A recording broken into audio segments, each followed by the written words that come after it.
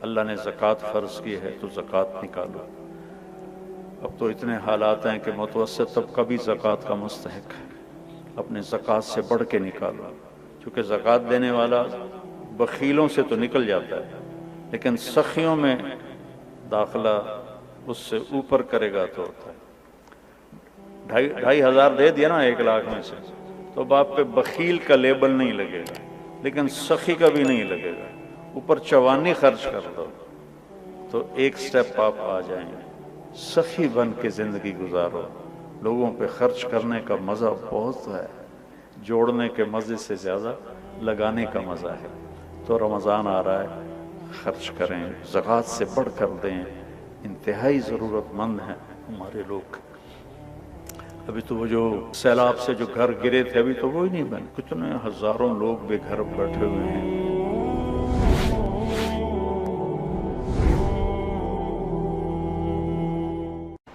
آج سارے شیطان قید ہو گئے، چاند نظر آیا شیطان غائب ہو گئے، قید ہو گئے۔ تصفد فیہم مردۃ الشیاطین، بڑے بڑے شیطان قید ہو جاتے، اس لیے تو نمازی بڑھ جاتے،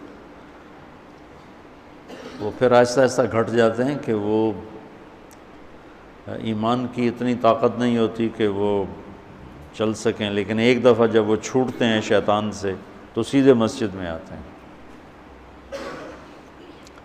دوسرا کیا ہوا؟ جنت کو دھونی دی جانے لگی، جنت کو سجایا جانے لگا روزے رکھنے والوں کے لیے۔ تیسرا کیا ہوا کہ ساری جاندار مخلوق روزہ رکھنے والوں کے لیے دعا میں لگ گئی، دعا میں مشغول ہو گئی۔ چوتھا کیا ہوا؟ روزے دار کے منہ سے جو ایک سمیل آتی ہے خالی معدے کی، وہ اللہ تعالیٰ کو مشک سے زیادہ اچھی لگتی ہے، پسندیدہ ہوتی ہے۔ اور پانچواں کیا ہوا کہ اللہ تعالیٰ رمضان کی آخری رات سب کی بخشش فرما دیتے، اور اس وقت اللہ کا عرش پہلے آسمان، روزانہ تہجد میں عرش الہی پہلے آسمان کی طرف آتا ہے۔ یہ اللہ کو پتہ ہے اس کا کیا مطلب ہے، یہ اللہ کے نبی کو پتہ ہے، ہم اس پر ایمان لائیں۔ رمضان میں عرش الہی پہلے آسمان پر ہوتا ہے، اور پورا مہینہ پہلے آسمان پر ہی ہوتا ہے۔ جہنم کے دروازے تالے لگا دیے گئے، جنت کے دروازے تالے کھول دیے گئے۔ پہلی امتوں کو ان باتوں میں سے ایک بات بھی نصیب نہیں تھی، ان کے لیے رمضان اور غیر رمضان ایک طرح تھا۔ فضیلت ملتی تھی، لیکن جیسے ہمیں اسپیشل خصوصی پیکج نہیں ہوتا، یہ فون والے پیکج نکالتے ہیں، تو میرے اللہ نے اس امت کے لیے خصوصی پیکج تیار کیا ہماری بخشش کے لیے۔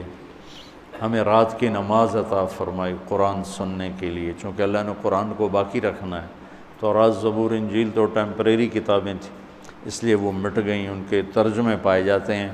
اصل بائبل کیا تھی خود بائبل والوں کو نہیں پتہ، اصل تورات کیا تھی تورات والوں کو نہیں پتہ، وہ اصل لینگویج ختم ہو گئی۔ تو قرآن ایک واحد کتاب ہے جو اپنی اصل کے ساتھ موجود ہے۔ تو آپ کو ایک فضیلت یہ حاصل ہے کہ آپ روزے رکھیں گے۔ دوسری